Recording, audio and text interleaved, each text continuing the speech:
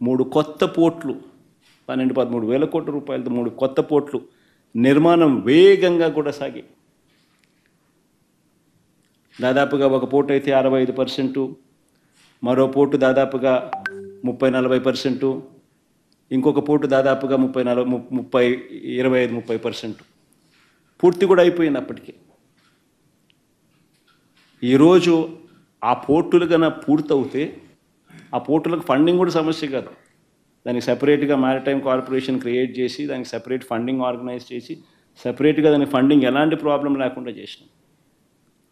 ఆ పోర్టులు పూర్తవుతే ఈరోజు ఒక శ్రీశైలం కట్టాలని అంటే అప్పట్లో 900 కోట్లు 600 కోట్లు అయి ఉండొచ్చు. ఈరోజు అదే శ్రీశైలం కట్టాలంటే 50,000 కోట్లు తక్కువ కాదు. That is the value of assets. ఈ పోర్ట్లన్నీ రేపు పొద్దున లక్షల కోట్లకు వాల్యూస్ అవుతాయి. ఈ పోర్ట్లు కానీ ఈ మెడికల్ కాలేజెస్ కానీ ఇవన్నీ కూడా 17 కొత్త మెడికల్ కాలేజీలు కడతా ఉన్నాం. 17 కొత్త మెడికల్ కాలేజీలు, 5 మెడికల్ కాలేజీలు మా హయాంలోనే పూర్తయ్యాయి. మరో 3 మెడికల్ కాలేజీలు సీట్ల మెడికల్ కౌన్సిల్ ఆల్రెడీ సీట్స్ కూడా అలాట్ చేసినారు.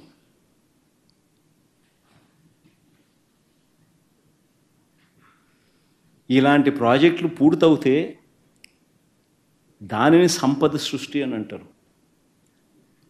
ఇవి అందుబాటులోకి వస్తే రాష్ట్రానికి అదనపు ఆదాయాలు వస్తాయి. ఒక సీపోర్ట్ వస్తే ఆ సీపోర్ట్ చుట్టుపక్కల ప్రాంతాలన్నీ కూడా అభివృద్ధి చెందితే దానివల్ల జిఎస్డిపి పెరుగుతుంది, ఉద్యోగాలు వస్తాయి, పెరుగుదల కనిపిస్తుంది. మెడికల్ కాలేజీలు వస్తే ఖర్చులు తగ్గుతాయి, టెరిషరీ కేర్ అవైలబుల్గా ఉంటుంది.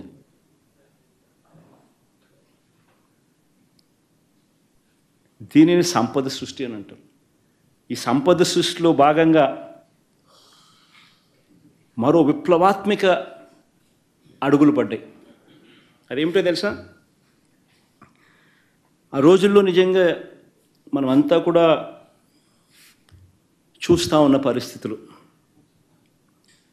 అతిపెద్ద సమస్య దాదాపుగా రైతన్నలకు 18 లక్షల పంప్ సెట్ కనెక్షన్స్ ఉన్నాయి. దీనికి 2004 నుంచి ఉచిత కరెంటు ఇచ్చే కార్యక్రమానికి శ్రీకారం జరిగింది. ఒక్క ఉచిత కరెంటు రైతన్నలకు ఇచ్చే కార్యక్రమంలోనే భాగంగానే దాదాపుగా రాష్ట్ర ప్రభుత్వం దాదాపుగా 9,000 కోట్ల పైచీలకు ఖర్చు పెడుతుంది.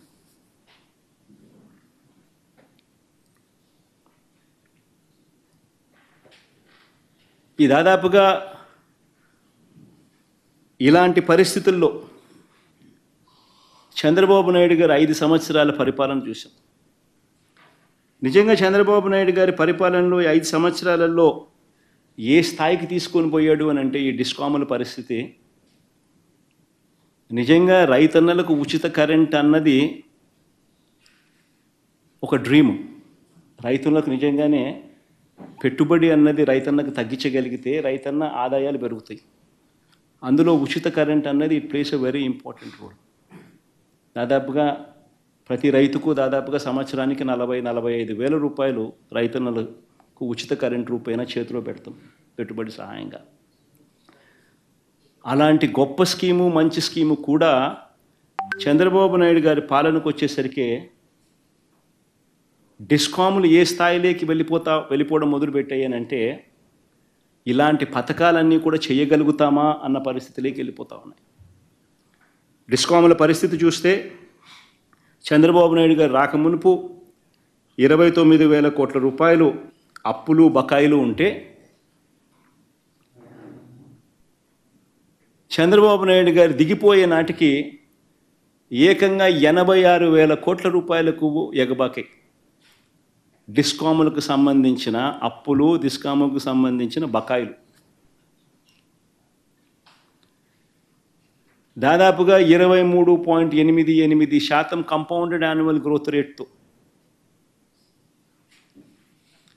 చంద్రబాబు నాయుడు గారి హయాంలో డిస్కాముల పరిస్థితి దయనీయమైన స్థాయిలోకి పోతా ఉంది. ప్రభుత్వం నుంచి ఆదుకునే దానికోసం డిస్కాములకు సపోర్ట్ చేసే కార్యక్రమం 13,255 కోట్లు మాత్రమే చేశాడు ఆయన. రూపాయి 2 రూపాయలు కాదు, 24 కోట్ల రూపాయలతో మీకు అడ్రాడ్ దగ్గర నుంచి మళ్ళీ కోటూరు నర్సీపట్నం వరకు కూడా ఈ రోడ్డు వెళ్తుంది.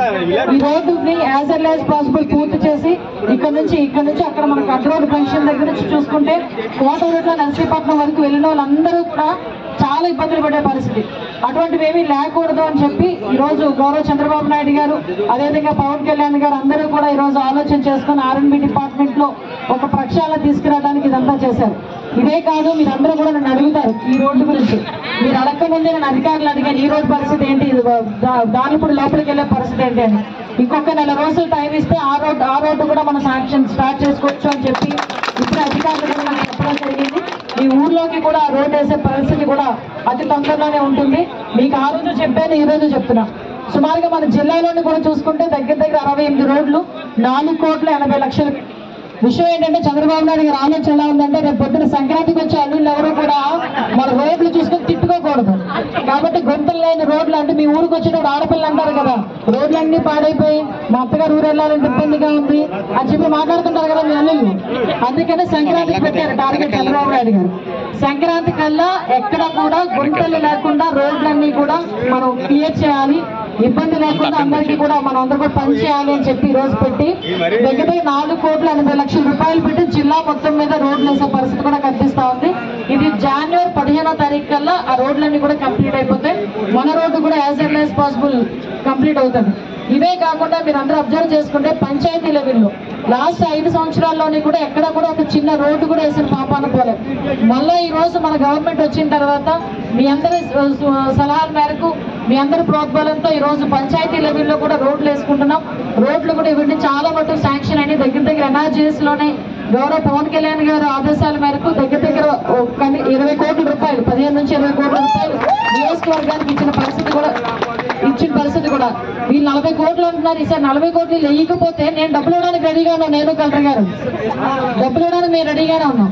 వేసే వాళ్ళు వీళ్ళు వేయాలి అది. కాబట్టి వీళ్ళు కూడా తొందరగా ఆ వర్క్ కూడా పూర్తి చేయాల్సిందిగా ఇక్కడున్న అధికారులు అదేవిధంగా ఉన్న నాయకులందరికీ కూడా కోరుకుంటానండి. మీకు ఏ కష్టం రాకుండా చూసుకునే బాధ్యత మాది. చాలా మంది నేను వచ్చినప్పుడు ఉపాధి గురించి అడిగేవారు. ఇప్పుడే కలెక్టర్ గారితో మాట్లాడారు. ఈ రోజు central government, state government scheme ప్రకారం చాలా మంది లేడీస్ కి ఈ మిషన్ కుట్టి వాళ్ళకి ట్రైనింగ్ ఇచ్చి తిరిగి వాళ్ళకి మిషన్స్ ఇచ్చే కార్యక్రమానికి కూడా శ్రీకారం చుడదామని చెప్పేసి ఇప్పుడే అనుకున్నాం. మండలానికి ఒక హెడ్ క్వార్టర్ పెట్టి మండలంలోని వాళ్ళకి ట్రైనింగ్ ఇచ్చి ఒక 2 పోర్టులు పెట్టి ట్రైనింగ్ ఇచ్చి వాళ్ళందరికీ కూడా మిషన్లు ఇచ్చే ఏర్పాటు కూడా చేయడానికి మేము సిద్ధంగా ఉన్నాం. కాబట్టి లోకల్ నాయకులు కూడా ఎవరైతే వాళ్ళు ఇంట్రెస్ట్ చూపిస్తారో ఇంట్లో తీసుకెళ్లి కొట్టేసుకోవడానికి కాదు మిషన్ అంటే, అది తీసుకొని కుట్టి మీరు ఉపాధి చూసుకోవాలి.